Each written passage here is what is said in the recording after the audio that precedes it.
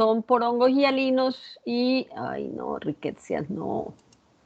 Espérenme un minuto que ya, listo. Ya. Dios. Esperen. Las que son hongos hialinos y hongos de matiáceos, que es lo que se conoce como feoifomicosis, pero que no están comprendidas entre ya las infecciones que vimos, como la cromoblastomicosis y los micetomas, que tienen una clínica igual para todos los hongos y además tienen estructuras patognomónicas que permite la clasificación dentro de este tipo de patologías. Entonces, vamos a hablar de infecciones producidas por hongos de matiáceos. Son esos hongos que producen melanina, de manera que tienen mayor potencial de virulencia, porque es más difícil de degradar, más complicado para las células de la fagocitosis.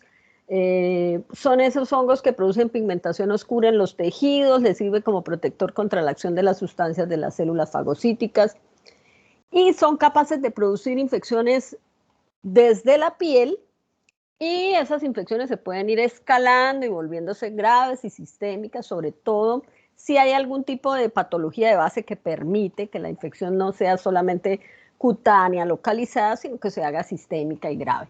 El hábitat de esos hongos, pues son hongos que habitan en zonas templadas, de vida libre, son mohos, pero como hemos venido y que nos quedó claro, los hongos son capaces de convertirse en patógenos oportunistas bien importantes, que la única diferencia entre entrar en contacto y no tener ninguna patología y sí entrar en contacto y tenerla, en ese caso de estos hongos es un sistema inmune capaz de eliminarlos. Como antecedentes o factor de riesgo es un traumatismo, o sea, son micosis por implantación, que van desde lo superficial, cutáneo, subcutáneo y sistémico. Como usted lo ve en esa imagen, pues ya la lesión por hongos, recordemos que los hongos tienen paquetes enzimáticos en que son capaces de afectar huesos pequeños, producir osteólisis, daño de tejido y demás, una vez que se han adherido al sitio que hay en el receptor y en el hospedero y empiezan a multiplicarse, como en el caso concreto de esta señora. Y desde ese punto se pueden extender por extensión o por vía hematógena o linfática al sistema nervioso central, al líquido cefalorraquídeo, y bueno, ya entonces las enfermedades se vuelven sistémicas, graves y mortales. Se considera que hay más o menos 100 especies que han sido identificadas asociadas a las feoifomicosis. Obviamente, como las terapias, los tratamientos, algunas iatrogenias, pues disminuyen la competencia del sistema inmune, eso nos hace más proclives a ese tipo de infecciones, y a medida que se establecen más terapias de este tipo, pues más riesgo tenemos de afectarnos con hongos que habitan en el medio ambiente, que los podemos adquirir por inhalación, en fin. Y además, probablemente esos hongos siempre han circulado en los seres humanos, pero como hoy en día las pruebas son más sensibles, más específicas, pues eso ha determinado la posibilidad de identificarlos con mayor sensibilidad y mayor especificidad. Los principales agentes causales de las infecciones conocidas como feoifomicosis, pues son varios. Pero estos que ustedes ven ahí son los que con mayor frecuencia se aíslan de las infecciones humanas. Se ha determinado que tienen un tropismo específico y unas manifestaciones clínicas muy específicas también. Entonces, hay unos que son neurotrópicos y otros que son dermotrópicos, ¿no? Y algunos comparten el tropismo en los dos sitios. Entonces, como ustedes pueden ver ahí, el Cladosporium, la Exophiala dermatitis y la Cladofialofora bantiana son neurotrópicos. Y la Cladofialofora también es dermotrópica, entonces puede producir infecciones a esos dos sitios. Está la Exophiala snifera y Exophiala janselmi, la alternaria. Cualquiera de esos puede producir lo que llamamos feohifomicosis, una micosis producida por hongos dematiáceos. Cuando hablamos de feohifomicosis subcutáneas, entonces estamos hablando de que pueden producir quistes micóticos. El quiste micótico se puede observar en pacientes que son inmunocompetentes. Por la implantación, por algún trauma cutáneo, el hongo encuentra un receptor en las células del hospedero, empieza a multiplicarse, produce ese quiste que es único, es in situ, no se extiende, está bien delimitado, y eso se observa con alguna regularidad en pacientes inmunocompetentes. Lo que se hace es la resección quirúrgica del quiste, algún tratamiento antimicótico y puede resolver de manera importante. En cambio hay una presentación subcutánea nodular que es diseminada y se observa mucho en pacientes inmunocomprometidos, y la presentación clínica es una presentación con varios nódulos, porque pues el paciente no instaura una inmunidad que pueda detener el hongo. El hongo tiene un tropismo específico por ese tejido y perfectamente se puede extender. Y en el caso de los neurotrópicos, pues producen una feohifomicosis cerebral y diseminada. Esas sí se observan en pacientes inmunocomprometidos, sobre todo aquellos que están sometidos a trasplantes óseos, que tienen, pues digamos, la vía de entrada puede ser respiratoria, puede alcanzar pasar la barrera hematoencefálica, va a cerebro, o se puede producir una diseminación total del hongo, en cuyo caso siempre cualquiera de las dos tiene muy mal pronóstico, ¿sí? Porque ya si hablamos de fungemias y demás, pues ya digamos que no hay mucho que hacer en el caso de estas micosis. Hay ocasiones en que se puede observar de manera no muy frecuente sinusitis crónicas e invasivas, afecciones pulmonares, endocarditis, osteomielitis, esofagitis y fungemias. Eso ya, digamos que se observa mucho en pacientes que están con alguna morbilidad y generalmente en estados ya terminales del proceso de base, que pues se ve complicado por una coinfección con este tipo de microorganismos. Para el diagnóstico, pues la clínica, tener en cuenta cuáles son los factores de riesgo que propician o facilitan la coinfección con este tipo de hongos, y pues la búsqueda del hongo para confirmar la impresión diagnóstica. Se toma muestra para biopsia, para coloración, bien sea con azul de metileno o cualquiera de estos tipos de coloraciones, buscando bien sea hifas o levaduras, cuando digamos que pueden tomar forma de levaduriforme una vez que alcanza el hospedero de temperatura como 37 grados centígrados.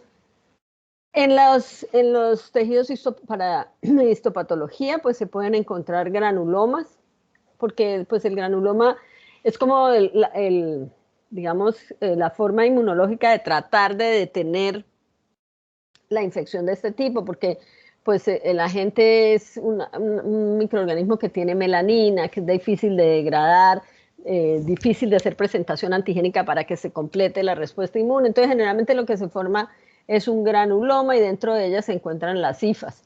Se puede cultivar en sauró, se pueden, porque recuerden que no es uno solo. Se pueden aislar con un crecimiento lento, más o menos entre 3 y 4 semanas, colonias de color oscuro, y se ha visto que el repique simultáneo a otros generalmente disminuye la patogenicidad del hongo porque se pierde la melanina. En el caso de los quistes únicos se hace cirugía acompañado de terapias antifúngicas como itraconazol, fluconazol, anfotericina B, pero se ha observado que hay resistencia a la anfotericina B. Y además, pues hay que hacer un seguimiento de la función renal porque es nefrotóxica. Ahí se observa pues una feohifomicosis bastante diseminada en el paciente de la parte superior izquierda, y una onicomicosis pero tiene una previa lesión, ¿sí? La onicomicosis es secundaria a la lesión que tiene en el base del dedo, que es bastante grande. Y está digamos, en la parte complementaria, las infecciones micóticas por hongos hialinos, que son, de todas maneras, se comportan como oportunistas, son hongos heterogéneos, o sea, son de varios géneros y especies, son hongos hialinos con hifomicelios, son de amplia distribución, o sea, casi que se puede considerar que ellos son cosmopolitan y ubicuos, y que en cualquier, pero hay algunos que son, digamos, endémicos de algunas regiones y no se presentan en otras. Se ha observado que pueden contaminar a pacientes que tienen lesiones preexistentes, bien sean por cirugías o algunos que tienen catéteres, prótesis, venoclisis, y ese, digamos, es la vía de ingreso. Otros se pueden adquirir por la vía aérea.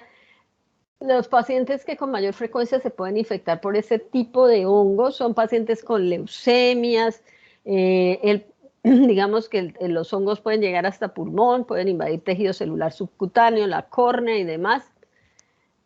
Pueden producir nefritis, endocarditis, peritonitis, lesiones cerebrales y enfisemas. En los pacientes con enfermedades iatrogénicas del sistema inmune, en pacientes que tienen leucemias, linfomas, terapias prolongadas de antibióticos. Un hongo de estos hialinos que es muy frecuentemente aislado en este tipo de pacientes es el Fusarium, el género Fusarium. El género Fusarium es ese honguito que tiene los conidios como en forma de banano, pues fusariforme. Se encuentra, produce vasculitis porque tiene tropismo por el endotelio de los vasos sanguíneos, obviamente daña el vaso sanguíneo, produce hemorragias, produce necrosis tisular, coagulación intravascular diseminada. Dentro de este grupo también está el Penicillium marnefei, pero no se observa mucho en nuestro entorno. Se ha aislado más en países del oriente, en China, en Japón, pero hay los pacientes que con mayor frecuencia son afectados por el Penicillium marnefei como oportunistas son pacientes con VIH-Sida. Pacientes que viajan a esos países y entonces se infectan con el penicillium, que es endémico en estas regiones y producen pues infecciones respiratorias y demás que pueden producir la muerte del paciente. También se encuentra la pseudoescleria boide y el Acremonium falciforme. Entonces estos serían el de mayor incidencia es el Fusarium, sobre todo pues en nuestro contexto. Para los diagnósticos, pues para confirmar el diagnóstico y la identificación, se toma muestra para biopsia, esputo, lavado broncoalveolar, sobre todo cuando son infecciones a nivel pulmonar de alvéolos que no son productivas, entonces hay que obtener la muestra para poder buscar el agente causal, entonces hay que hacer lavados y demás. Y el líquido o la muestra se toma de donde se esté sospechando que está el agente infeccioso. Pueden ser líquidos de otro sitio anatómico, escamas, material purulento, todo en búsqueda del agente. Como invaden el endotelio de los vasos sanguíneos, pues producen petequias, producen hematomas, entonces por eso es que la persona, aunque aún no se haya evidenciado de manera importante el daño que está produciendo en el sitio donde está localizado, empiezan a encontrarse estas lesiones en piel, que son como el centinela, la lesión que uno podría identificar como que algo está pasando en ese paciente porque está presentando todo este tipo de lesiones cutáneas como una extensión de la lesión primaria que está en algún lado, en algún sitio, multiplicándose el hongo. Bueno, entonces aquí voy a cerrar acá y vamos a empezar con nuestras bacterias para ir terminando. Ya, voy a cerrar la presentación.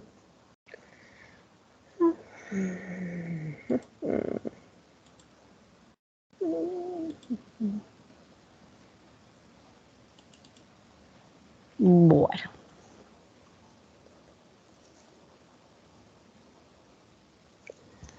Y ahí un grupo de bacterias que tenemos que hablar nosotros, que son bacterias que se consideran que los seres humanos somos hospederos incidentales.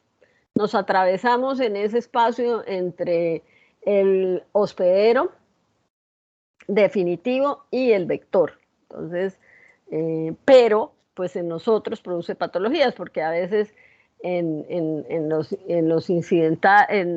hospederos, no, en el huésped, en el hospedero que tienen normal no produce ninguna patología, probablemente porque los pH, porque las temperaturas no permiten que se exprese toda su patogénesis.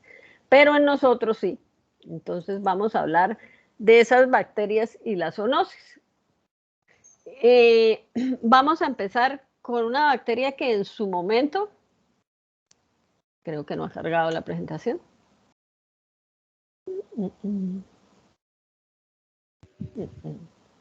¿Están viendo la presentación? Ya, doctora. ¿Ya? Ah, ok. Sí, profe. Bueno, gracias. Esta bacteria, a finales del siglo XIV y en el siglo XV, en plena Edad Media, pues produjo lo que se llamó la peste, ¿sí? Probablemente pues más grave que lo que está pasando hoy en día, sobre todo porque en ese momento la humanidad no sabía cómo defender. En primera instancia no sabía que había bacterias, que había agentes que no podía ver, que incluso vivían en nosotros y que podían producir enfermedad. Lo que sí tenían idea era que mediante el aire que respiraban se estaba extendiendo esta enfermedad.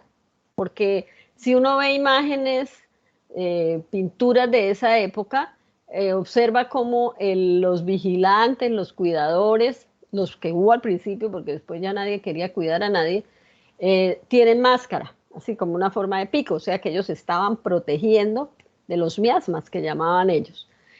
Bueno, ¿quién es esta señorita? Esta es una bacteria que produjo millones de muertos en Europa y Asia. Ya casi no quedaba ni quien enterrar a los muertos. Los botaban en una fosa común, los que votaban, porque otros quedaban en sus casas solos porque no había nadie, todos se habían muerto, todos se morían. Son bacilos cortos, gram negativos, pleomórficos, catalasa positivo, oxidasa negativo, anaerobios facultativos.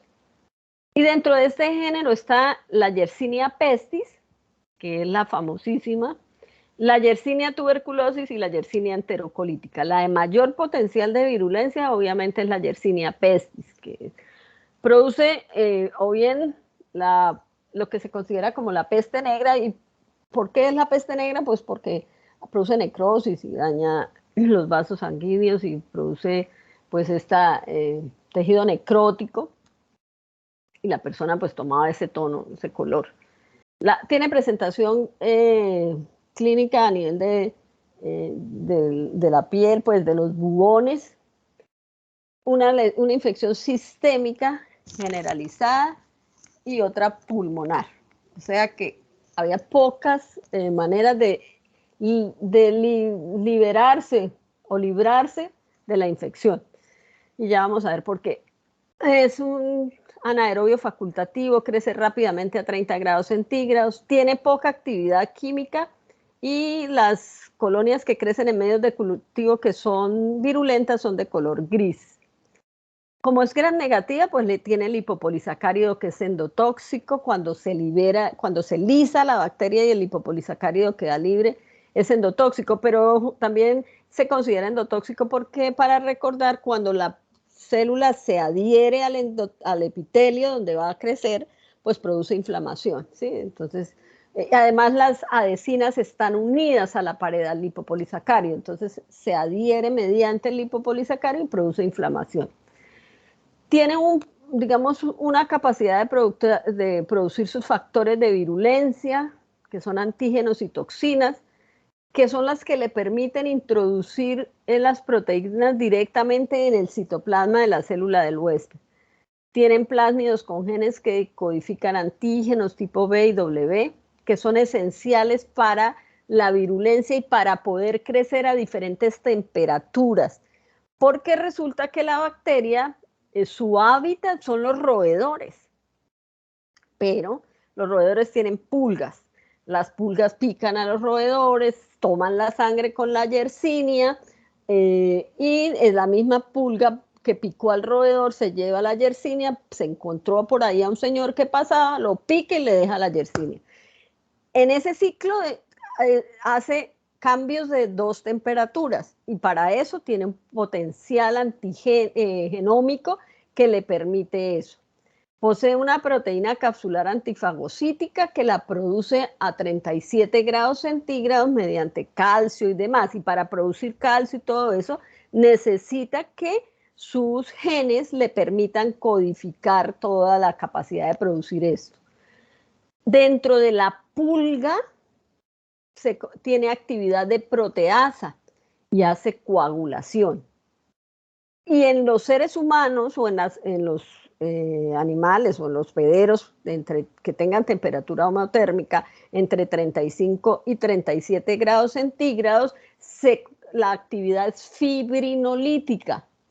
Entonces, por eso es que produce esas necrosis, ¿cierto? Ese color negro sobre los tejidos, se pierde la capacidad de coagulación, hay fibrinólisis. Entonces, pero eso sucede en temperaturas como la nuestra. Para poder hacer eso, necesita una componente, pues genes que le permitan eso. Para eso tiene 2 plásmidos con 2 genes que le permiten la síntesis de esas 2 proteínas. Pero como si todo eso fuera poco, entonces tiene islas de patogenicidad que le permiten codificar un sideróforo.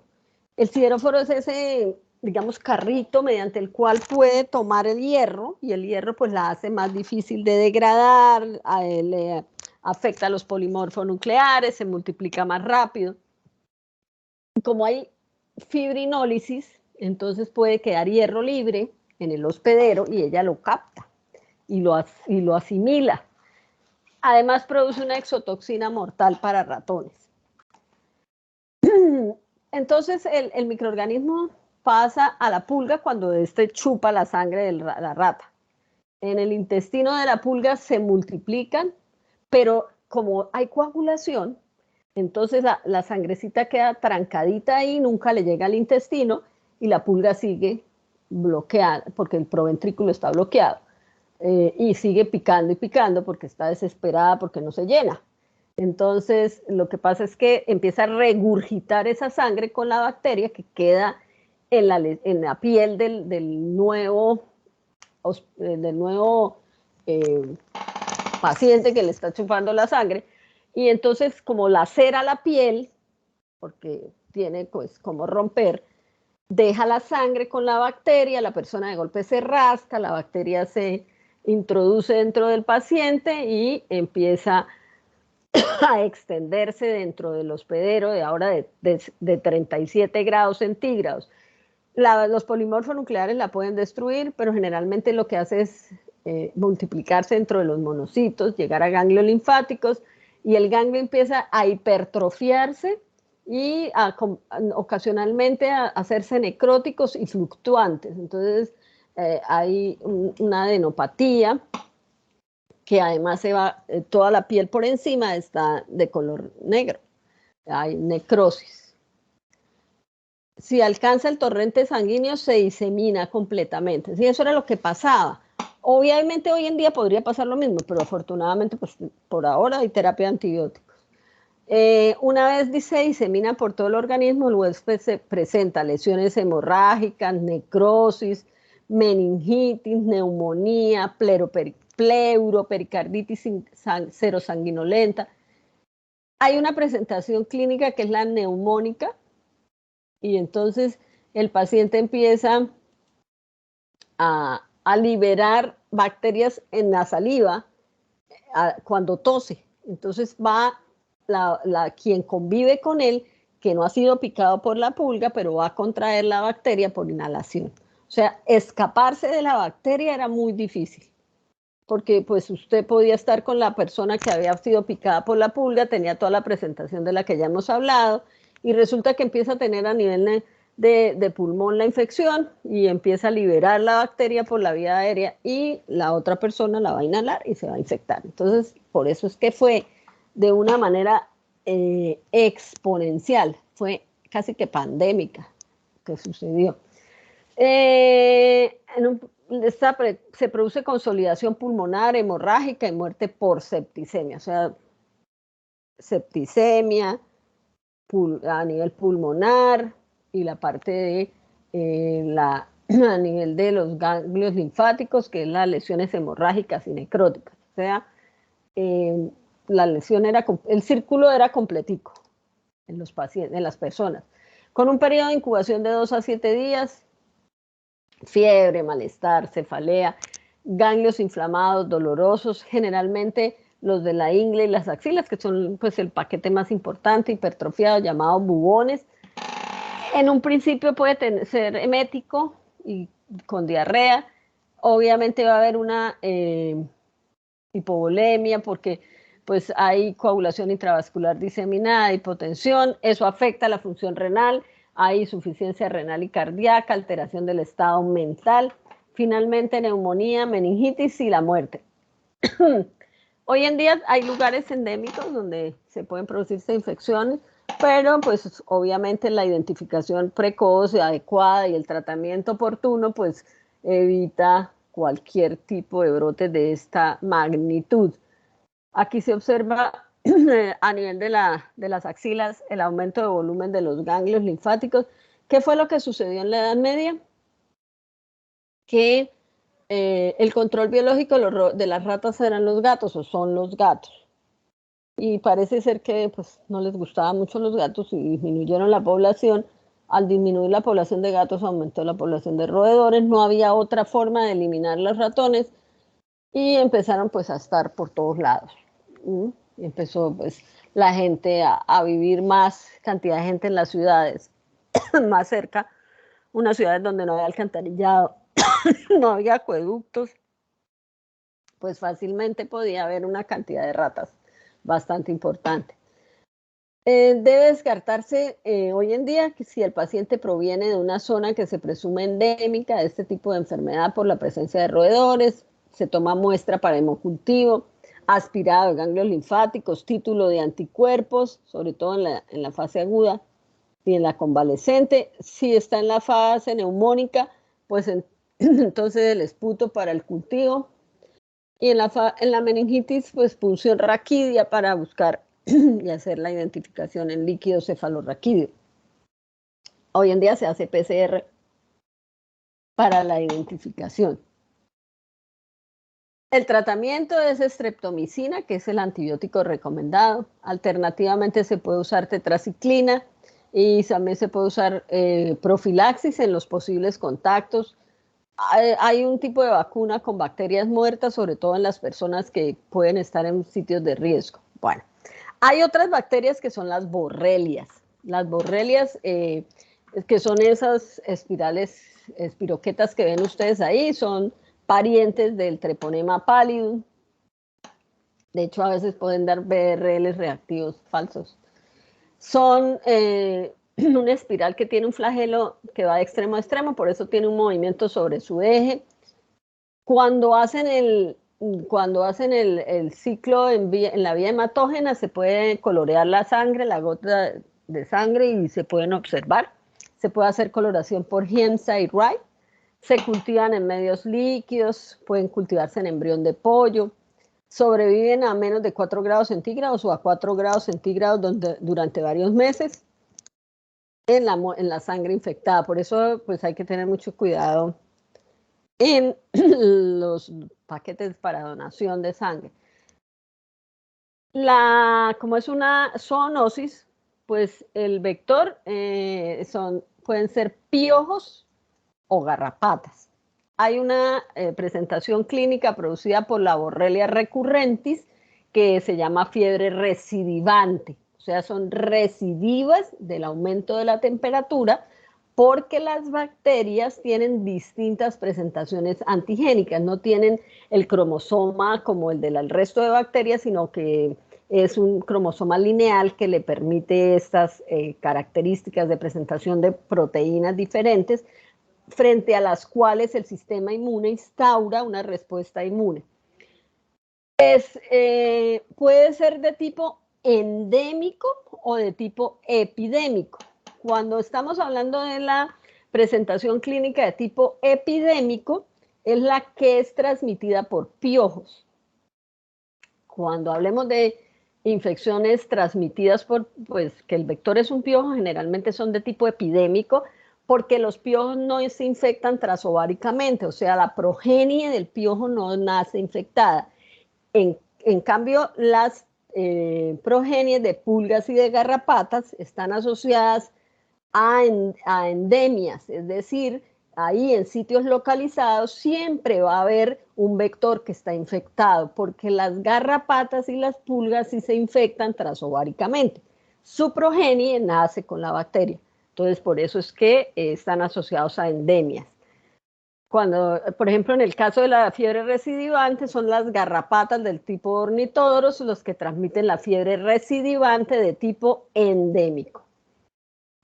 ¿Qué son? Pues son infecciones febriles adquiridas o transmitidas, mejor, por la picadura, bien sea de piojo o de garrapata, con un periodo de incubación de más o menos 3 a 10 días, con periodos, empieza el escalofrío, la fiebre, que dura más o menos 24 horas, presenta sus primeras proteínas de superficie, y luego entonces cuando ya hay una respuesta inmune, pues se disminuye la fiebre, viene un periodo afebril de más o menos 4 días, de 4 a 10 días, disculpen, y vuelve a ser presentación antigénica y obviamente hay otra vez la aparición de la fiebre y demás, y por eso es que hay recidivas hasta que se le acaban las presentaciones antigénicas.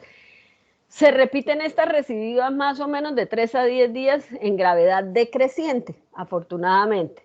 Durante el periodo febril, la fiebre hace una bacteremia transitoria y por eso la muestra ideal es cerca al pico febril, ¿no? Por eso hay que hacer un seguimiento de los síntomas para saber más o menos en qué momento, cuántas horas hay de diferencia entre un pico febril y otro para tomar la muestra lo más cercano al pico febril, que es cuando empieza a estar la sangre en la vía hematógena para hacer hemocultivo, para hacer coloración de Wright, porque también se pueden encontrar en el extendido en coloración de Wright. Se observan diferentes anticuerpos que pueden ser los que determinan la finalización de la sintomatología. Son anticuerpos de tipo aglutinante y lítico. Eso es en el periodo agudo, pero en algunas personas puede haber una remisión completa y pasa al proceso de infección y enfermedad. Pero hay pacientes en los que se ha encontrado que la bacteria puede extenderse hasta vaso, hígado y producir lesiones hemorrágicas en riñones y en aparato gastrointestinal. También se han aislado en líquido cefalorraquídeo, en sistema nervioso central, en el sistema osteoarticular, y en animales de laboratorio se ha determinado que el cerebro es el reservorio de las bacterias. Para la identificación y diagnóstico se deben tomar muestra de sangre para hacer hemocultivo, para hacer PCR. Obviamente, pues se pueden inocular en ratones, se puede hacer fijación de complemento, y en los pacientes que tienen la variedad epidémica se puede hacer VDRL, que es el de la sífilis, y generalmente puede dar reactivo porque los anticuerpos pues, pueden ser heterólogos. La estructura antigénica de las borrelias tiene la capacidad de variar su estructura antigénica durante el curso de la infección, por eso se habla de este tipo de fiebres. Se encuentran anticuerpos solo para una variedad antigénica, lo que permite la supervivencia de los microorganismos, y la evolución, digamos, esa evolución recidivante de la enfermedad depende de la multiplicación de las variantes antigénicas. Y se determinan digamos, las manifestaciones clínicas cuando ya ha hecho la presentación de todas sus variantes antigénicas y hay anticuerpos contra cada una de ellas. Para tratamiento, prevención y control, generalmente en la mayoría de los pacientes la remisión es espontánea. Por eso es que a veces es tan difícil evaluar cuál es el tratamiento efectivo. Se ha encontrado una remisión importante con desaparición de los síntomas, disminución de los anticuerpos cuando se trata con tetraciclina, eritromicina y penicilina. Los reservorios son los roedores, de donde la garrapata toma la sangre, se infecta. En la garrapata se vuelve endémico porque pasa de una generación a otra. También se puede infectar, por ejemplo, cuando machacan, pues sacan las garrapatas de los animales y las aplastan, entonces la bacteria queda libre. Un paciente infectado que tenga piojos, pues va a ser picado, pica al paciente infectado, luego pica a otras personas y por eso se hacen epidemias graves con intervención de los piojos. Hay otra enfermedad producida por las borrelias, la borreliosis, o la enfermedad de Lyme, que es, Lyme es un pueblo en Connecticut, que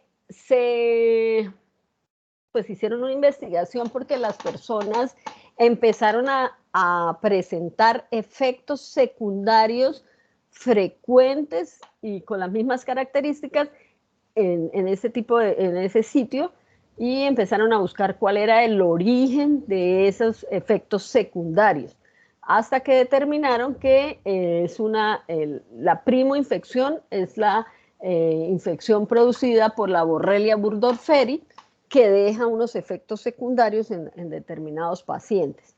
Es transmitida por la garrapata del género Ixodes y en la primoinfección produce lesiones cutáneas características que llamaban eritema migratorio, con unos síntomas inespecíficos, gripales, pero generalmente hay una afección del sistema osteoarticular, que digamos son como las afecciones secundarias que quedaban o quedan en la mayoría de los pacientes si no reciben tratamiento, que son artralgias y artritis.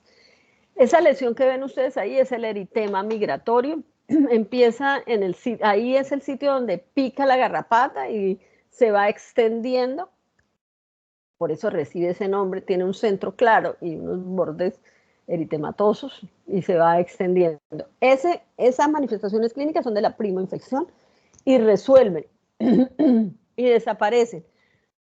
Pero en algunas personas pues hace otros estadios de la infección. La bacteria es en forma de espiral, con su endoflagelo, igual. Se colorean con ácidos de anilina y coloraciones argénticas. Pueden crecer en medios especiales como BSK2 con rifampicina, fosfonomicina y anfotericina B. La muestra se toma del eritema migratorio. También se pueden pues, buscar las garrapatas para sacar la bacteria, pero es un poquitico más complicado. El genoma que tienen tan especial es el que permite la determinación de mucha estructura antigénica, porque el cromosoma es lineal, con plásmidos lineales y circulares, y codifican una gran cantidad de lipoproteínas, entre ellas las proteínas de superficie. Son proteínas OSPA que van pues, de la A a la F. Entonces eso le permite como mínimo 6 variedades antigénicas. Estas proteínas le permiten habitar en diferentes ácaros vectores y en diferentes mamíferos.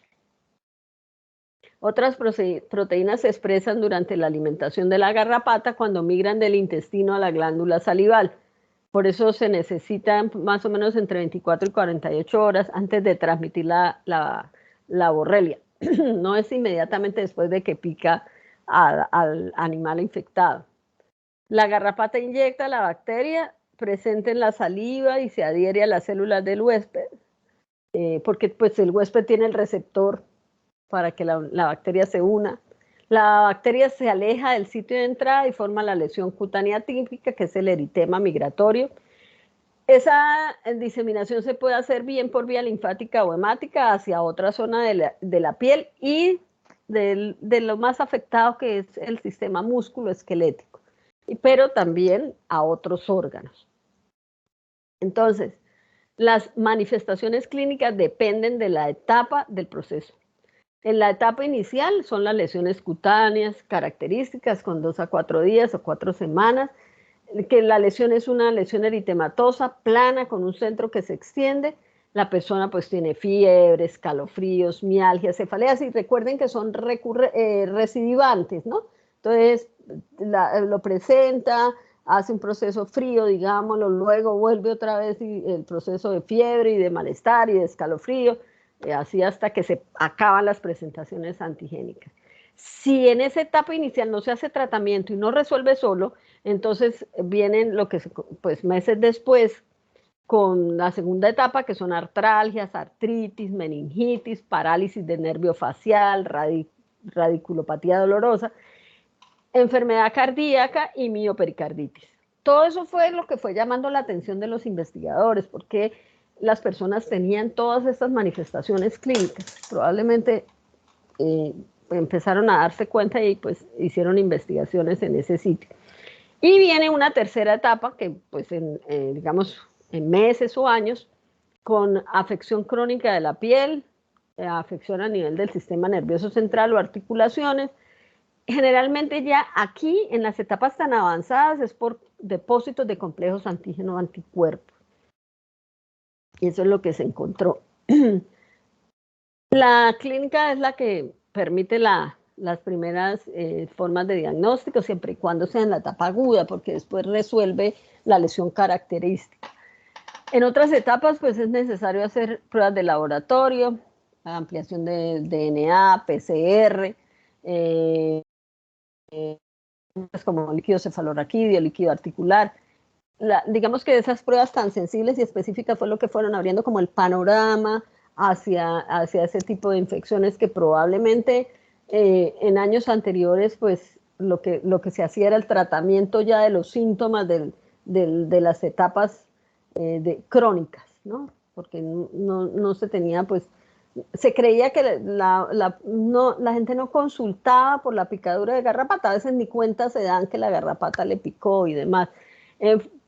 Pero este tipo de evidencias pues permite informar a las personas para que cuando sufran ese tipo de picaduras por este tipo de insectos, pues acudan a atención para evitar estas complicaciones posteriores.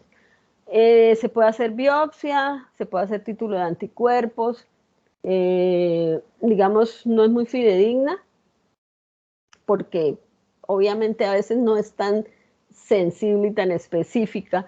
Anticuerpos fluorescentes, ELISA, el Western blot, bueno, el Western blot sí ya es confirmatorio. La respuesta inmune, pues se habla que en la fase aguda, entre el 30 y 40% de los pacientes ya empiezan a producir inmunoglobulina M específica. Pasadas las 4 semanas aumenta el porcentaje de pacientes con títulos elevados de inmunoglobulina M específica, y después entonces, obviamente que pues digamos, la historia inmunológica es que después de la sexta o séptima semana empieza a aumentar el título de IgG específico frente al microorganismo, son específicos frente a OSPA y a OSPA-B, y los títulos de anticuerpos, pues también es lo que pasa, van disminuyendo, primero la inmunoglobulina M, después la inmunoglobulina G, aunque en los pacientes que tienen las manifestaciones tardías se han encontrado títulos de anticuerpos altos aún después de mucho tiempo. La infección primaria se trata con doxiciclina o amoxicilina, más o menos durante 20 o 30 días para evitar las manifestaciones tardías. Tetraciclina o penicilina para las lesiones cutáneas y en casos refractarios la ceftriaxona. La artritis se puede tratar con penicilina, si es de tipo prolongado se trata con doxiciclina, amoxicilina, Prevenecid durante 30 días o más. El vector es una garrapata, el ideal sería poderlas eliminar o que la gente no tuviera contacto, pero la gente tiene que salir a trabajar y en el campo pues tiene riesgo, ¿cierto? Los reservorios más fácil de controlar es el ratón, pues digamos, se puede evitar el contacto con las garrapatas. Lo que sí se puede usar es protección, elementos de protección, bota de caña alta, pantalón, camisa de manga larga, toda esta forma de evitar sitios de contacto con las garrapatas e insecticidas para evitar pues, la mordedura, la garrapata. Este es el eritema migratorio, que es la lesión, digamos, patognomónica de la infección aguda. Bueno, otras bacterias asociadas a zoonosis en los humanos son las brucelas. Las brucelas son famosas algunas, la brucela abortus, pero en los seres humanos no produce aborto. Son bacilos intracelulares. La enfermedad producida por brucelas es una zoonosis, que es la brucelosis, o la enfermedad de Malta, la fiebre ondulante de Malta. ¿Por qué de Malta? Porque a esa isla mandaron un grupo de soldados que estaban felices tomando leche cruda y se enfermaron con la brucela y llegaron con toda esa enfermedad al continente europeo y empezaron a presentar esas fiebres ondulantes, por eso se llamaban fiebre ondulante de Malta. Se denominan especies, pero la única especie es la Brucelas melitenses, que es la que le da al ganado caprino, ¿sí? A las cabras. Las demás son subespecies, tienen homología del ADN. 4 de ellas están asociadas a brucelosis en los seres humanos. Se distinguen por su huésped reservorio, tienen tropismo por diferentes especies cada una. Tienen reactividad bioquímica, tienen un gran poder de infectividad, generalmente se trabajan en laboratorios de referencia con buenas cabinas de protección, son pequeñas, inmóviles, no encapsuladas, crecen lentamente en cultivos, necesitan CO2 para crecimiento y en los seres humanos son parásitos del sistema retículo endotelial o el sistema fagocítico mononuclear y además producen afección del sistema osteoarticular en los seres humanos cuando no se hace un buen tratamiento, un buen diagnóstico. Son complejas las necesidades nutricionales, necesitan aminoácidos, vitaminas, se usa un medio de cultivo muy específico que es el triplicase soya con sangre. Digamos que sí utilizan los carbohidratos, pero no producen una gran cantidad de ácidos que nos permitan la identificación. Producen catalasa y oxidasa, algunos producen nitratos y se pueden eliminar en los derivados que producen los animales. Por ejemplo, la vía de infección puede ser oral por la ingesta de productos lácteos sin pasteurizar.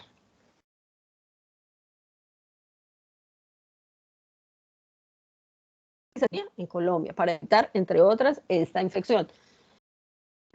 Los animales son susceptibles porque poseen globulinas y lipoproteínas que favorecen el crecimiento del microorganismo patógeno o virulento.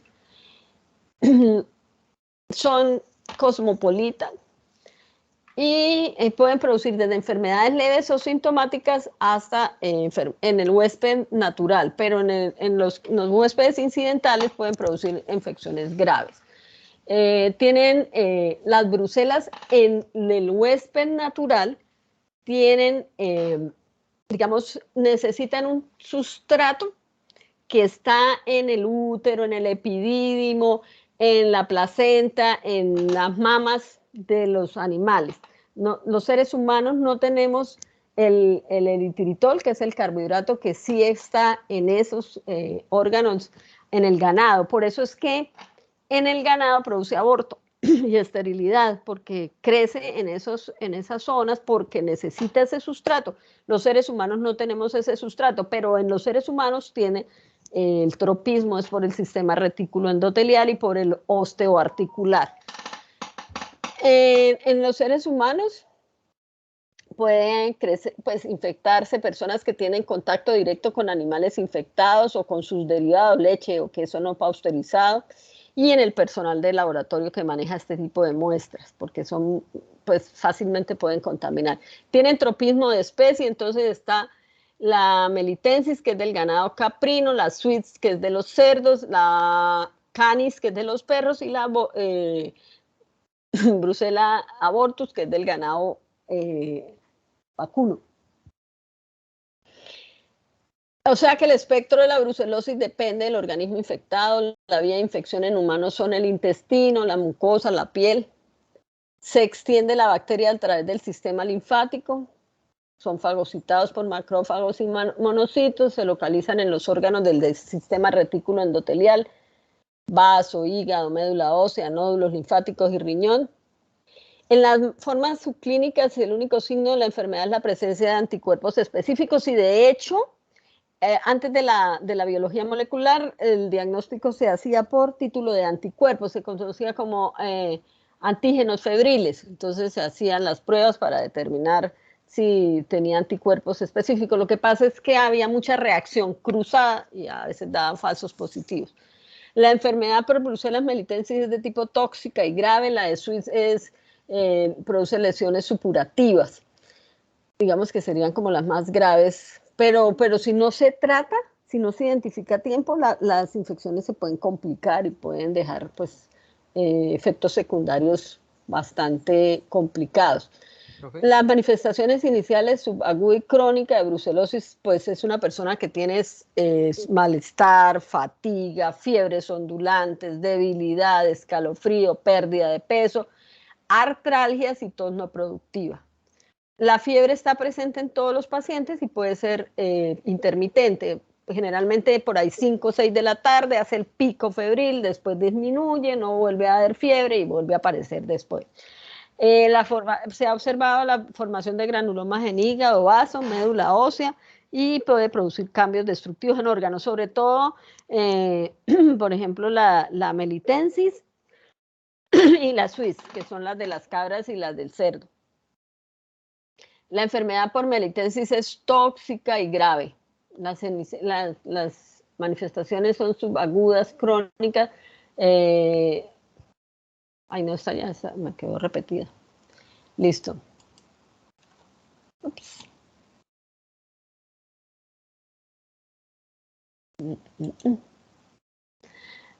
Tiene un periodo de incubación de más o menos entre 1 y 6 semanas. Con esa fiebre que les digo que hace pues aparición más o menos por las tardes, desciende durante la noche, acompañada de enopatía generalizada, cespato, esplenomegalia y con ictericia. Dolores óseos que permanecen semanas o meses, porque digamos que a la final lo más afectado es el sistema osteoarticular.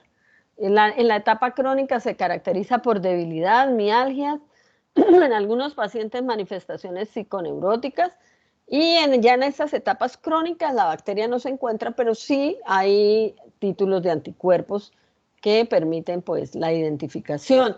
Las muestras se pueden tomar de la sangre en ese momento en que hace pues su tránsito por la vía hematógena, que es muy cerca al periodo febril. Se colorea por técnicas convencionales, pero pues el tamaño dificulta mucho la visualización.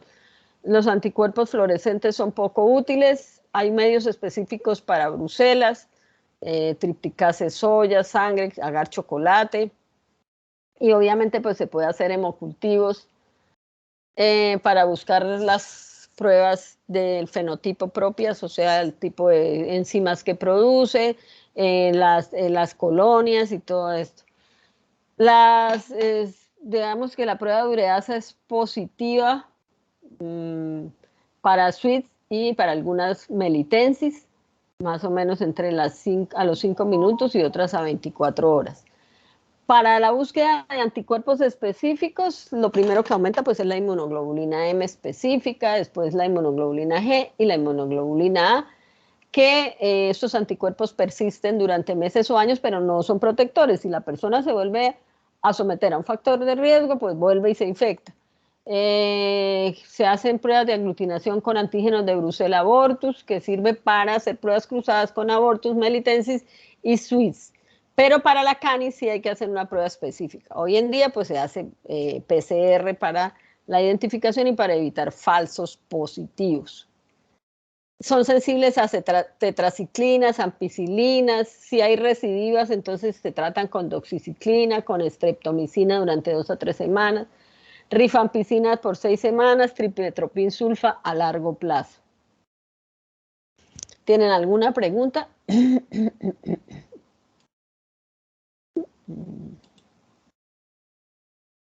Bueno, en un minuto que voy a abrir la otra presentación. Y vamos a hablar de otras bacterias, que están asociadas a zoonosis. Entonces, aquí estamos hablando de las riquecias. Dentro de las riquecias están las que son las productoras de tifo. El tifo es una enfermedad mortal sin tratamiento. De hecho, pues producía muerte de un gran número de personas antes de las terapias de antibióticos. Para que se acuerden, no es lo mismo que fiebre tifoidea, ¿no? Entonces, para que no vayan ustedes a confundirse con la fiebre. No, esta no es. Ok, listo. Entonces,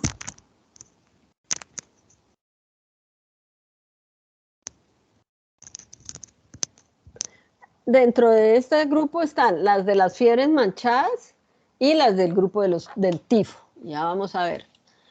¿Cuál es la gravedad? ¿Por qué las riquecias pueden producir la muerte del paciente? Porque tienen un tropismo por el endotelio de los vasos sanguíneos y producen entonces vasculitis con todas las complicaciones, pérdida de volumen de sangre, afección del riñón y demás. Entonces esto pues va complicando el cuadro clínico del paciente. Las riquecias son un grupo heterogéneo de cocobacilos y bacilos granulativos, son cortos, pequeños, son intracelulares obligados porque necesitan pues el ATP y demás. La mayoría de ellos son transmitidos por vectores como garrapatas, ácaros, pulgas o piojos, salvo el tifo, que puede ser transmitido por piojos, de la forma, el tifo epidémico, que es transmitido por piojos, y porque se cree que los seres humanos somos, al tener un primer episodio de tifo endémico, no hay una remisión absoluta, sino que hay algunas bacterias que se quedan a nivel de los ganglios linfáticos de esas personas que sufrieron una primoinfección. Y cuando por alguna condición en la calidad de vida hay un contacto con piojos, el piojo pica a esa persona que tiene la riqueza de manera latente y empieza a picar a otras personas y le transmite la riqueza. ¿Qué es lo que pasa cuando en las guerras, en todas esas circunstancias de hacinamiento, pobreza, falta de baño y todo lo demás? Las riquezas pues son transmitidas por vectores. Por ejemplo, el tifo murino o el tifo endémico es transmitido por pulgas. La coxiela, que es la coxiela burnetii, es la única de este grupo que se adquiere por inhalación. De resto necesitan un vector. La Rickettsia tifi tiene la capacidad perfectamente corroborada de vivir largo tiempo fuera del reservorio o del vector y son en extremo infectantes. Por ejemplo, basta inhalar una sola coxiela para originar una neumonía. Y se pueden usar como, o las podrían usar como arma de bioterrorismo. Las infecciones clínicas por Rickettsia pueden clasificarse, uno, por la taxonomía y las diversas características microbianas. Pues están todas las Rickettsias, los anaplasmas, la coxiela. Por la epidemiología, es decir, por todas esas enfermedades, sus sitios, cómo se expresan y demás. Por las manifestaciones clínicas de todas ellas, porque digamos que la parte aguda de la infección es igual para todas las bacterias de este grupo, pero una vez que va, digamos, avanzando la infección, entonces ya empieza a hacerse particular y propio de acuerdo al agente causal.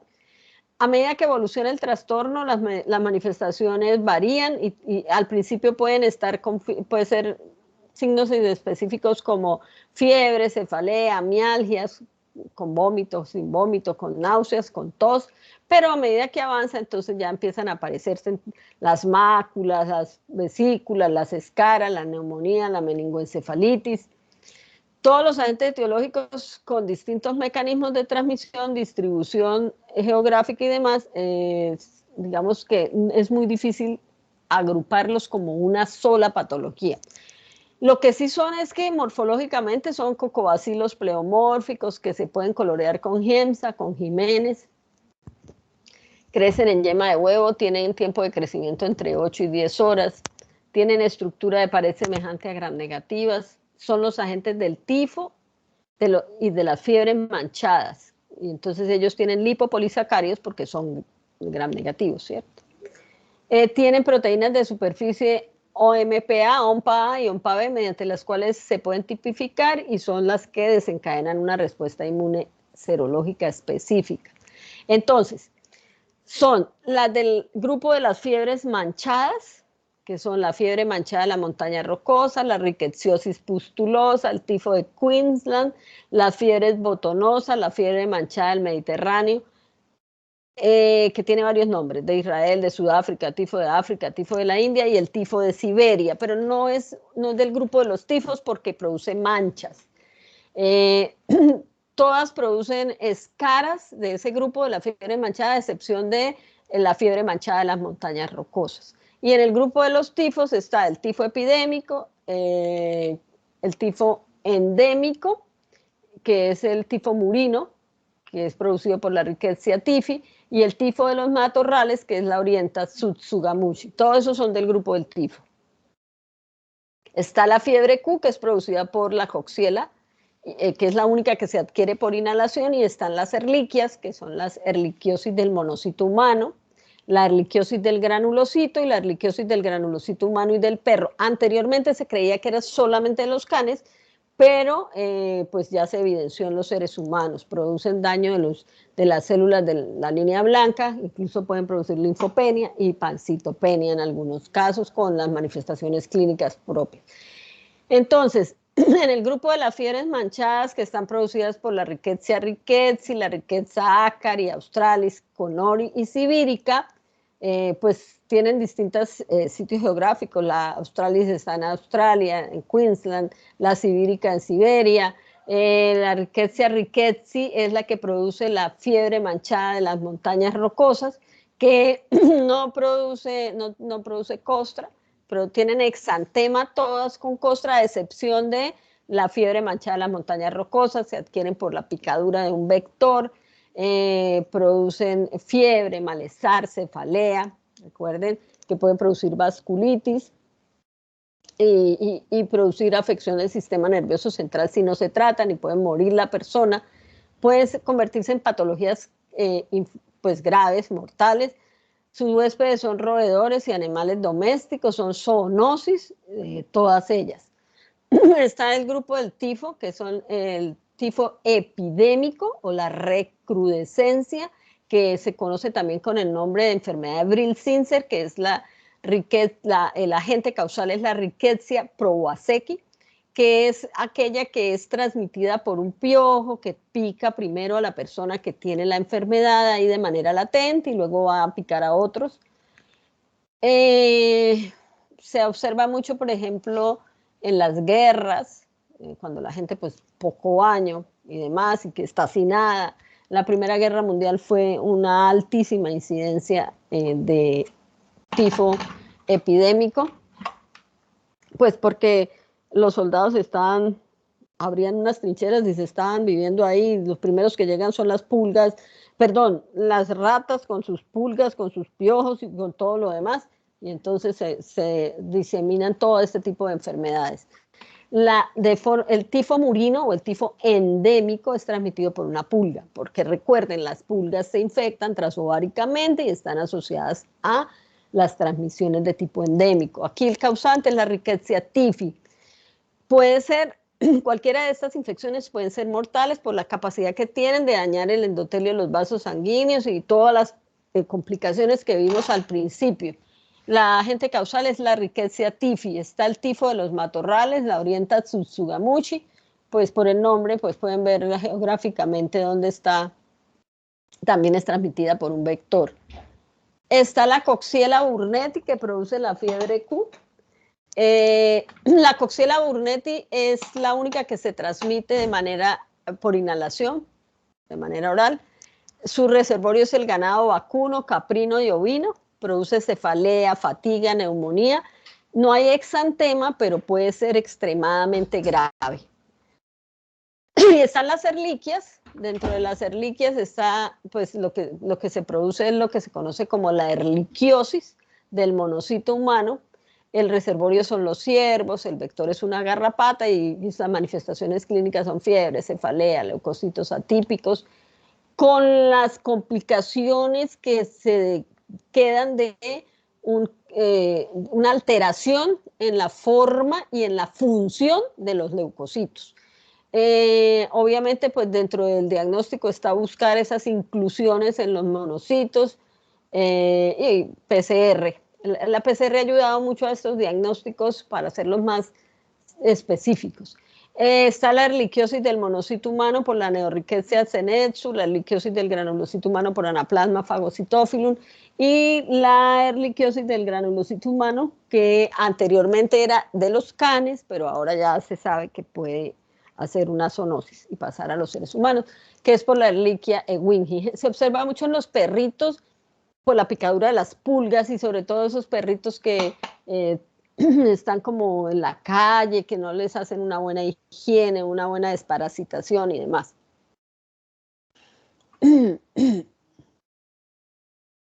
¿Listo? ¿Tienen alguna pregunta? ¿No? Bueno. Entonces ahí completamos el grupo de la zoonosis de tipo bacteriano. Y voy a cerrar aquí y voy a abrir aquí.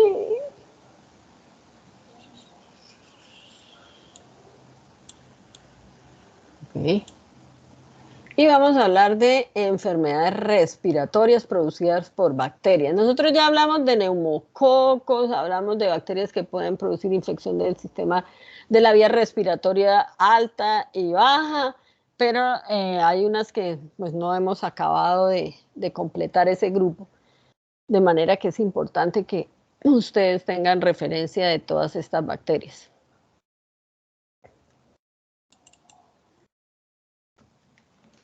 Vamos a hablar de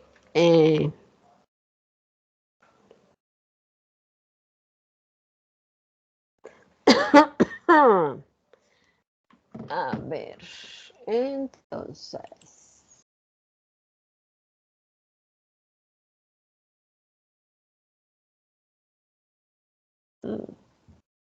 Está pensando. ¿Qué está pensando?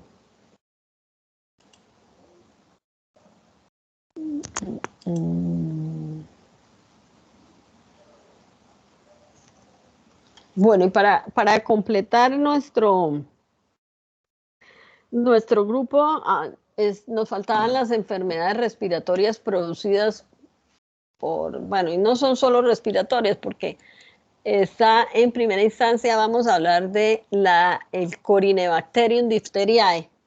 El Corynebacterium diphtheriae es el agente causal de la difteria, ¿sí? Que es una infección nasofaringea y cutánea, que son las cepas toxigénicas que son capaces de producir esa toxina proteínica, que es la que produce toxicidad generalizada, pero además entonces produce miocarditis y polineuropatías. Generalmente lo primero que se produce es la difteria faríngea, pero hay cepas que no producen la toxina, pero que pueden producir enfermedad cutánea. No es grave ni nada por el estilo.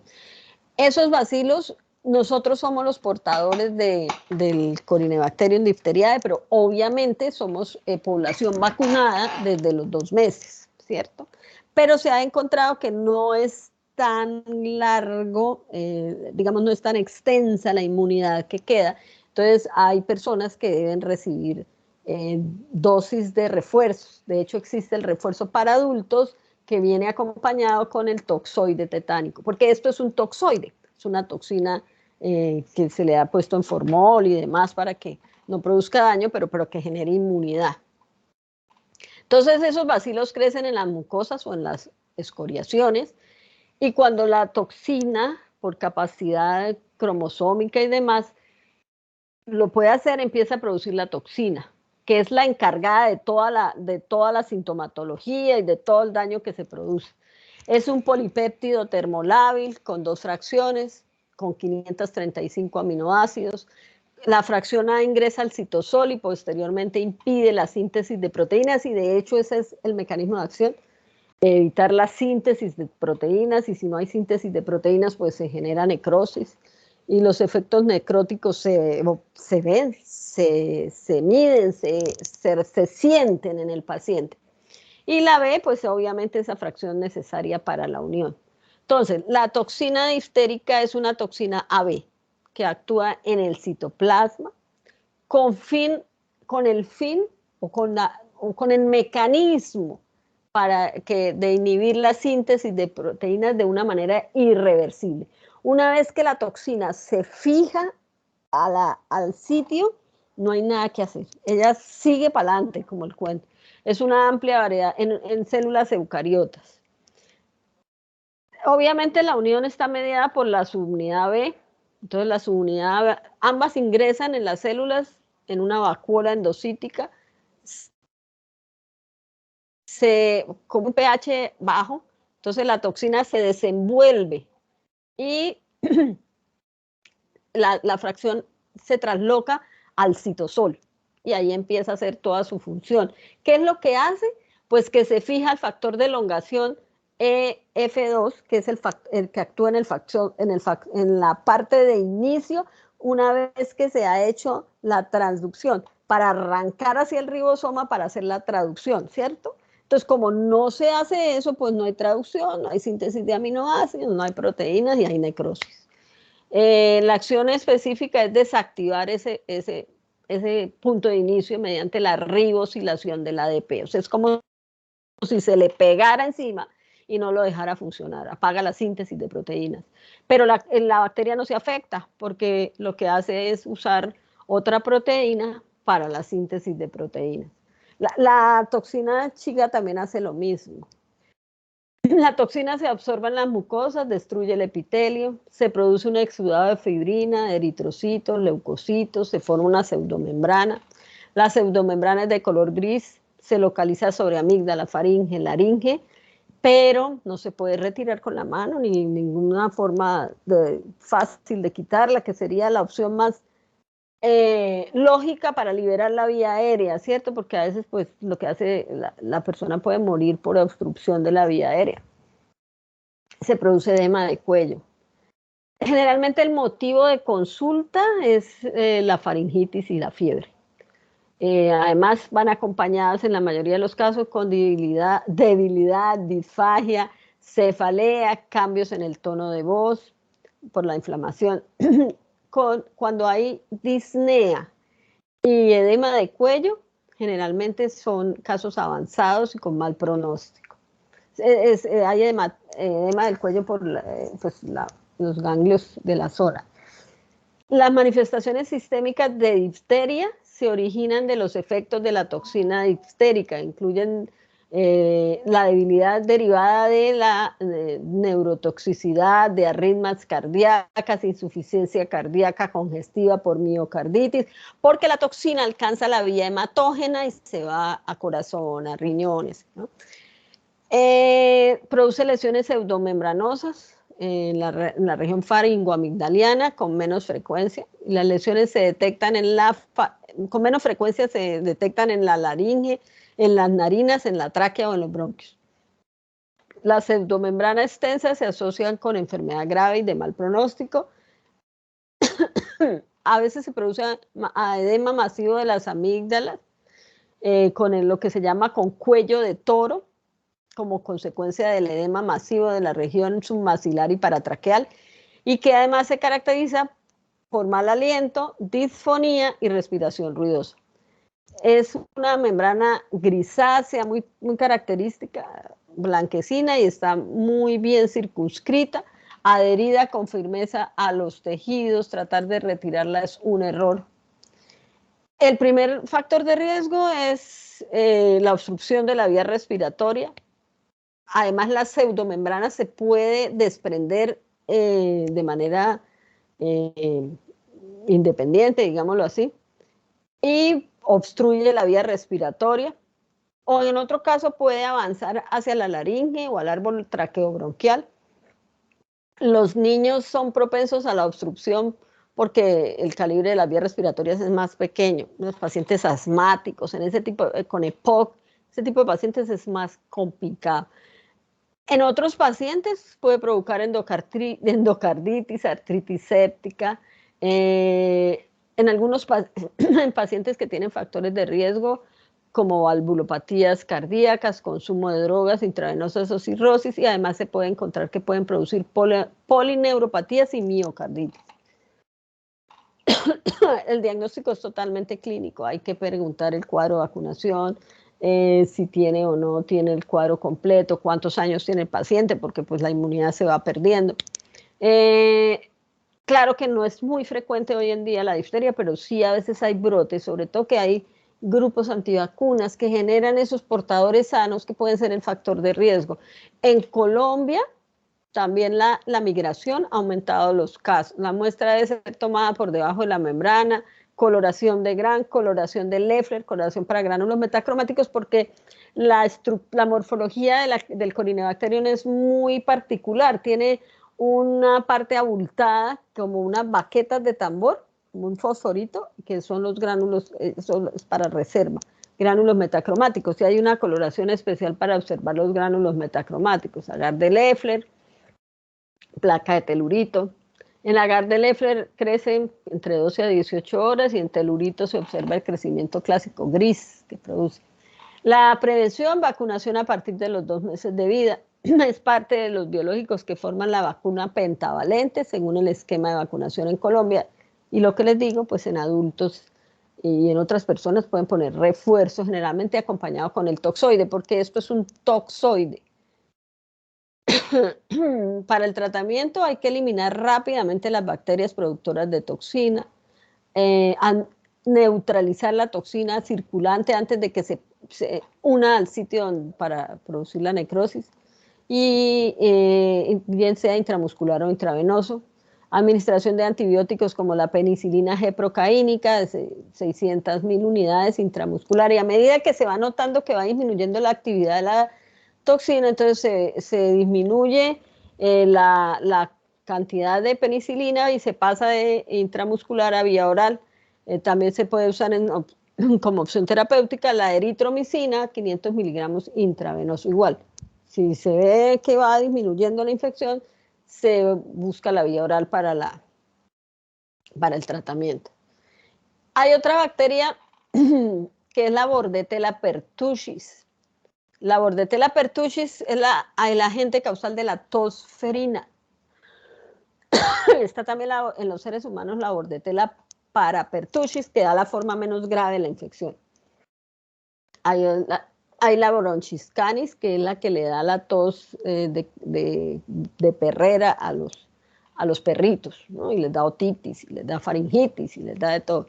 Son bacterias cocobacilos gram negativos, aerobios obligados, no usan azúcares, necesitan medios especiales con sustratos especiales como carbón, almidón, sangre, resinas de intercambio iónico. Todo ese potencial de virulencia tan grande que tiene la Bordetella se lo dan, lo tienen en sus genes, nunca se da ahí en el cromosoma. 2 cromosomas en un locus que son con 2 genes de virulencia, que es el BVGA, que es el activador transcripcional de genes de virulencia, el BVGS, que es el activador de los genes de virulencia por señales ambientales, cambios de pH, cambios de temperaturas, todo eso que pueden leer e interpretar las bacterias. ¿Qué es la tosferina? La tosferina es una infección aguda de las vías respiratorias causada por la Bordetella pertussis. Se llama tosferina porque significa tos violenta, que así es como da la tos, que es el signo más constante y destacado de la enfermedad. Es un acceso de tos que la gente no puede tomar aire, entonces produce hipoxia y en algunos casos una anoxia. Y si eso es en un niño, en un lactante o en un neonato, la cuestión es gravísima, muy grave.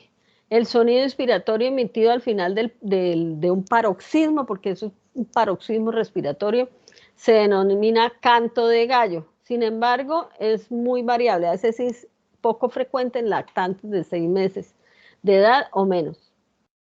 A menudo falta en niños mayores y adultos. Entonces, pues, pero pues a veces ese ruido que pueden encontrar en este tipo de pacientes. El nombre chino de la tos ferina es la tos de los 100 días y esos son los días que dura, de verdad. O sea, es una descripción precisa de la evolución clínica. Después de que Bordet y Yenyu identificaron la bordetela en 1906, empezaron a producir las vacunas durante las siguientes décadas. No hay un vector, la transmisión se hace entre personas por vía aérea, por inhalación de esas gotículas de saliva que vienen con la bacteria. La bacteria, una vez que ingresa en el hospedero, o sea, se mantiene entre los seres humanos. Por eso es que la vacunación es importante, porque elimina los portadores sanos, que son ese foquito de infección a los convivientes. Se adhiere a la superficie del epitelio de tráquea y bronquios, daña la actividad de los cilios y ahí entonces se puede adherir no solamente a esa bacteria, sino que a veces hay una sinergia con virus respiratorios, porque como no hay, quedan despulido el epitelio, pues el virus es oportunista y se adhiere ahí. Libera toxina, irrita la superficie de las células, produce tos y linfocitosis, produce necrosis, posteriormente infiltrado por polimorfonucleares. Hay una inflamación peribronquial y neumonía intersticial, se pueden infectar con otras bacterias. Y hay una disminución de la oxigenación sanguínea que en lactantes produce convulsión, con los efectos secundarios de un proceso, de una convulsión en un niño tan pequeño. ¿Cuáles son esos factores de virulencia en la bordetela? La toxina pertusígena, que es la que hace linfocitosis, produce hipoglicemia porque hay aumento de insulina, aumento de la inmunoglobulina E y aumento de la histamina. Se comporta como una hipersensibilidad, inhibe funciones de los linfocitos, o sea, disminuye la fagocitosis, hay estallido respiratorio, desacopla la función asesina de los natural killers. Produce una toxina de la adenilciclasa, que es la que inhibe la desactivación de la adenilciclasa, entonces se acumula gran cantidad de secreción, lo que conduce al aumento de secreción de moco, intervienen en muchas funciones celulares y es de más corta duración que la toxina pertusígena.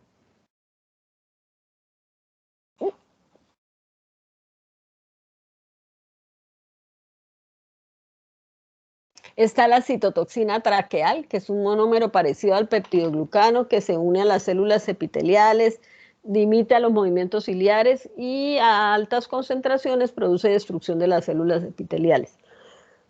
Está la toxina dermonecrótica, que es termolábil, es vasoconstrictora, causa isquemia, extravasación de leucocitos, y junto con la citotoxina traqueal causa necrosis del tejido de la tráquea. O sea que tiene con qué y cómo. Está la hemaglutinina filamentosa, que es un aglutinógeno, no son exotoxinas, sino lipoligosacáridos, con filamento implicado en la unión del microorganismo con las células epiteliales ciliadas, desencadena la producción de anticuerpos generalmente para evitar la adherencia a las células. Como es el lipopolisacárido causa efectos fisiopatológicos, entonces después de que hay lisis de la bacteria y queda libre el lipopolisacárido, entonces pueden producir shock y colapso cardiovascular, la concentración del lipopolisacárido libre. En cantidades más pequeñas, pues entonces desencadena una respuesta inmune específica, factor de necrosis tumoral, interleuquinas 1 y 6, prostaglandinas y la activación del complemento. En esta imagen se observa cómo una vez que la bacteria se une, pues empieza a liberar todas sus enzimas, todas sus toxinas y se desacopla el epitelio y hay destrucción del epitelio. En una infección, la infección puede durar entre 7 y 10 días con una incubación cercana a las 2 semanas. Lo primero que aparece es lo que se conoce como la etapa catarral, que es signo respiratorio leve, como si fuera un resfriado. Y esta etapa catarral progresa a etapa paroxística. En este momento, aunque se le dé tratamiento, ya no hay nada que hacer. Hay que acompañarlo en los síntomas para que no se complique. Aquí se presenta un estridor, produce sensación de muerte porque hay asfixia, provoca vómitos, cianosis. La tos es tan grave que hay pequeños vasos sanguíneos que aparecen en la cara, en los ojos, edema de los ojos, y digamos, por apnea y demás. En los niños, perdón. En los niños menores de 2 años puede producirse complicaciones respiratorias difíciles de tratar con las subsecuentes complicaciones neurológicas graves. A esa tos convulsiva se le llama coqueluche. Después sigue una etapa o fase convaleciente que disminuye gradualmente la tos. El medio más conocido para el cultivo es el medio de Bordet-Genjou y el de Regan-Low. Generalmente traen antibióticos, la temperatura ideal es en 35 grados centígrados. Hoy en día lo que se hace es PCR para identificación, y eso es lo que ha ayudado a dar diagnósticos más exactos de cuál es la especie que está asociada al proceso infeccioso en los seres humanos. El tratamiento es la eritromicina, que puede ser profiláctico durante el periodo catarral. Después, en la fase paroxística, no cambia el curso de la patología. Ya ahí no hay nada, no hay vuelta atrás. Los niños deben ser monitoreados para evitar complicaciones respiratorias, lo mismo que las personas no vacunadas.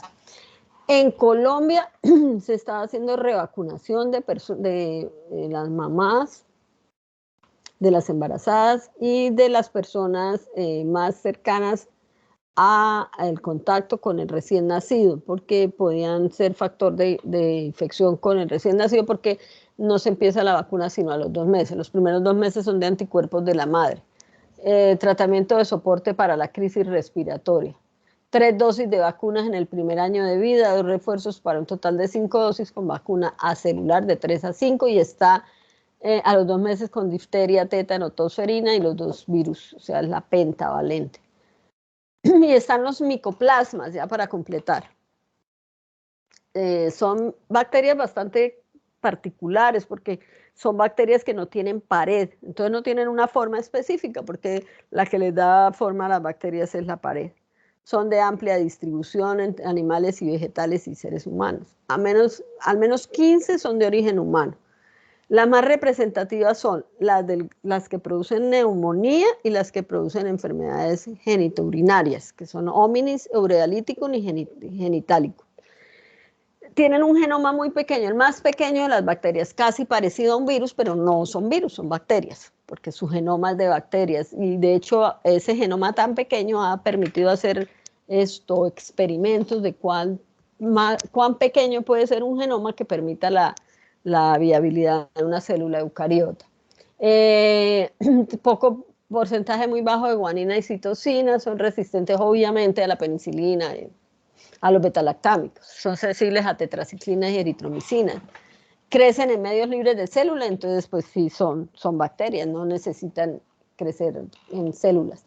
El crecimiento de los micoplasmas producen anticuerpos específicos y poseen afinidad por las membranas celulares de los mamíferos. Algunos necesitan esteroles, y esa es otra, digamos, cosa que es propia de ellas, porque las bacterias no tienen esteroles. Otras usan sustratos como la glucosa, urea como el ureaplasma. Son capaces de producir peróxido y hemolicinas, y eso es lo que agrava el cuadro clínico en las infecciones a nivel respiratorio. Se pueden clasificar por características bioquímicas y serológicas. Generalmente las infecciones son subagudas o crónicas. La bacteria no tiene pared, entonces no tiene adhesinas, pero tiene unas proteínas que son las que le permiten impactar a la célula del hospedero y fijarse ahí. Generalmente en esas células epiteliales se une o se impacta sobre las glicoproteínas y el ácido ciálico en las células epiteliales ciliadas y en los eritrocitos. O sea, están en las mucosas respiratorias y en el tracto genitourinario, que tiene ese tipo de condiciones. Intervienen en la colonización de las células, la producción de peróxido y de oxígeno, que permite... Momento, se me está apagando la pila.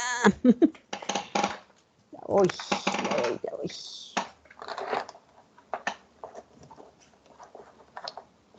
En las infecciones pulmonares se produce una posterior inflamación, polimorfos nucleares llegan al sitio, luego linfocitos, macrófagos, monocitos, hay infiltración, hay un infiltrado en la tráquea, los bronquiolos y el tejido peribronquial. Hay una respuesta inmune de tipos, primeros pues ya hubo celular, ahora de tipo de la inmunidad adaptativa de tipo linfocitos T y B y producción de citoquinas. Hay un aumento de la inmunoglobulina M, la inmunoglobulina G y la inmunoglobulina A como respuesta al proceso infeccioso. En esa imagen se observa en el epitelio respiratorio cómo se encuentran a nivel de cilios, donde está pues tanto los glicolípidos como el ácido ciálico, ahí donde generalmente medran este tipo de bacterias.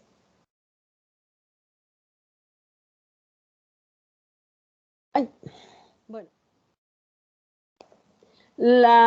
¿Qué van a encontrar ustedes como síntomas y signos de la infección por el Mycoplasma pneumoniae? Pues son faringitis, traqueobronquitis, enfermedad reactiva de vías respiratorias, sibilancias, síndrome respiratorio inespecífico de vías respiratorias superiores. Anteriormente se hacía una relación con la aparición posterior de otitis media o de meningitis ampollosa, pero hoy en día eso está como, digamos, reevaluado, que tenga una relación directa. La aparición de la neumonía es entre un 3 y un 13% de los individuos infectados. La aparición de los síntomas viene de una manera gradual, en el transcurso de varios días, pero en algunos pacientes puede ser de manera abrupta. Sobre todo que hay que tener mucho cuidado cuando son niños y empiezan a presentar toda esta sintomatología. Frecuentemente la tos es no productiva, pero igual hay algunos pacientes que pueden presentar expectoración. Tiene síntomas inespecíficos como cefalea, malestar, escalofrío y fiebre. Eso sí es, digamos, permanente en todos los casos de la infección. Hay otras manifestaciones que son extrapulmonares en una infección por Mycoplasma pneumoniae. Generalmente las más importantes son neurológicas, dermatológicas, cardíacas, reumatológicas y hematológicas. Generalmente es por la diseminación de la bacteria en algunos pacientes con inmunodeficiencia humoral, artritis séptica, en fenómenos autoinmunitarios posinfecciosos, o sea, está relacionado con la aparición posterior del Guillain-Barré o la inmunodeficiencia humoral o por alguna toxina ADP ribosylada. Generalmente esas manifestaciones no son tan frecuentes, porque pues así la infección por Mycoplasma pneumoniae sí es frecuente. Y se ha encontrado que en los pacientes que tienen manifestaciones extrapulmonares no han tenido enfermedad respiratoria, directamente pues la enfermedad se hace fuera de pulmón. Está el Mycoplasma hominis, o sea, es del grupo de los que producen infecciones geniturinarias que habitan el tracto geniturinario de las mujeres de una manera asintomática y de hombres. Generalmente, pues son mujeres que no le hacen una buena atención del embarazo o en el frotis de flujo, pues como no se ve y no tienen manifestaciones, pues la bacteria sigue ahí. No se ve porque al colorearla con Gram no se ve. El neonato pues pasa por el canal de parto y se infecta y puede durar con la bacteria hasta 2 años. Otra forma de adquirirlas por contacto sexual, puede colonizar otros órganos. Como condiciones de riesgo, pues puede producir parto pretérmino con trauma masivo, puede producir hipogamaglobulinemia, puede producir un trauma masivo en pacientes que tienen hipogamaglobulinemia, en pacientes que tienen trasplantes y enfermedades del colágeno, o sea, en pacientes que tienen un compromiso de la inmunidad celular o humoral. Está el Mycoplasma urealyticum, es también microbiota normal del tracto geniturinario de al menos el 40 al 80% de mujeres en edad reproductiva. de los cuales el 40 o el 66% de los hijos de estas mujeres van a tener el microorganismo. Está asociado a la producción de uretritis no gonocócica, de epididimitis, a cálculos renales, a infertilidad, asociada a partos prematuros pues con bajo peso al nacer y con compromisos respiratorios. Para el diagnóstico, todo lo que es de pues los genitourinarios, generalmente lo que se hace es PCR y un diagnóstico diferencial porque pues tienen la sintomatología de una uretritis, pero no se observa la bacteria, entonces pues porque al hacer coloración de Gram no se observa. Y PCR, que es lo que se usa hoy en día, que es más para el diagnóstico confirmatorio, estudios radiológicos, porque tiene placas de rayos X muy patognomónicas, pues las observaciones de los cambios en la placa son muy patognomónicos en el caso de la neumonía producida por micoplasma. ¿Listo?